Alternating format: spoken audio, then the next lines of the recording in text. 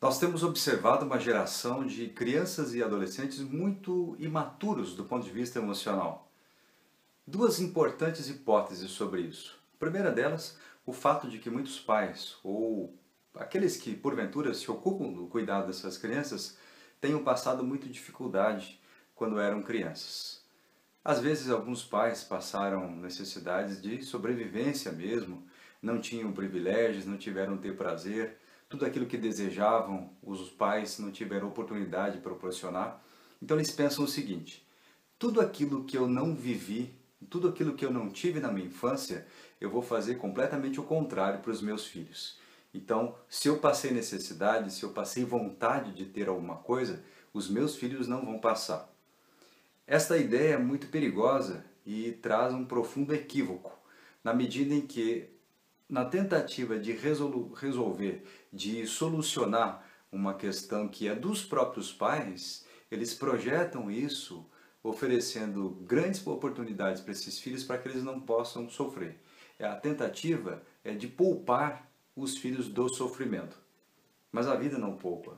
Aliás, para que a gente possa desenvolver uma personalidade mais saudável do ponto de vista psíquico, que nós tenhamos a capacidade de enfrentar algumas adversidades, perdas e sofrimentos que são próprios da vida, é fundamental que os próprios filhos possam cair, levantar, que nós possamos ter a possibilidade de permitir, quando viver tristeza, choro, raiva ou qualquer outra emoção. Mas na medida em que a gente poupa o sofrimento dos filhos, e não é uma experiência fácil mesmo para os pais ou para quem cuida dessas crianças ou jovens, mas é fundamental que eles possam também cair, se levantar, lidar com as adversidades para perceber a sua resistência diante de algumas dificuldades. Então, este é um ponto importante. O outro ponto que eu queria destacar com vocês é o fato de que os pais, às vezes, pelo fato de trabalhar muito tempo fora, se sentem culpados pelo fato de ter uma ausência afetiva na vida desses filhos. Quando chegam em casa, tentam presentear, ou a regra fundamental é permitir que esses filhos possam fazer tudo. Então, a expressão mais usada é sim. Qual o grande risco desse tipo de educação? É que as crianças desde muito cedo aprendem a manipular para ter prazer. É próprio da criança, é próprio ela chorar, se entristecer e lidar com o desprazer.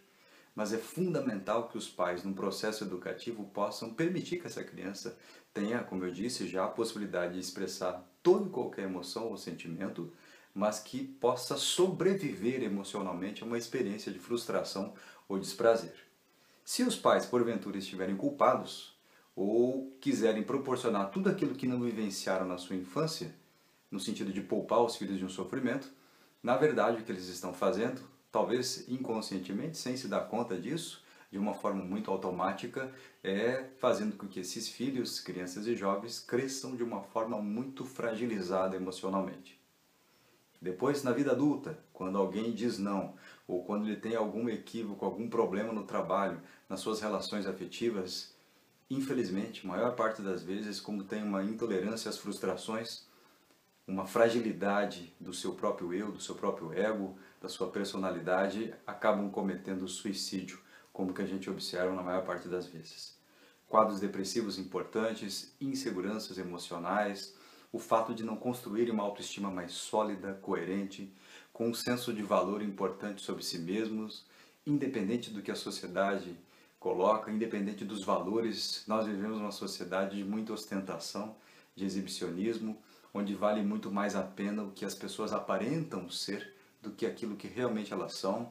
Então, nós corremos um grande risco quando nós oferecemos para os nossos filhos, para as crianças e jovens, a possibilidade que eles não tenham a chance de viver, de suportar algumas frustrações que são necessárias.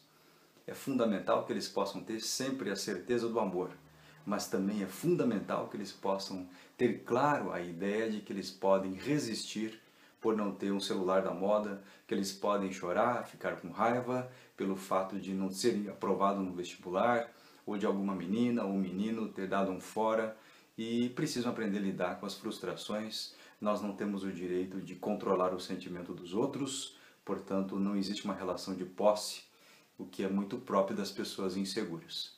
Então, dicas importantes nesse sentido é: Ofertem sim, como pais e cuidadores, a certeza do amor para essas crianças e jovens, mas também deem a eles a chance de que eles possam viver as próprias dores.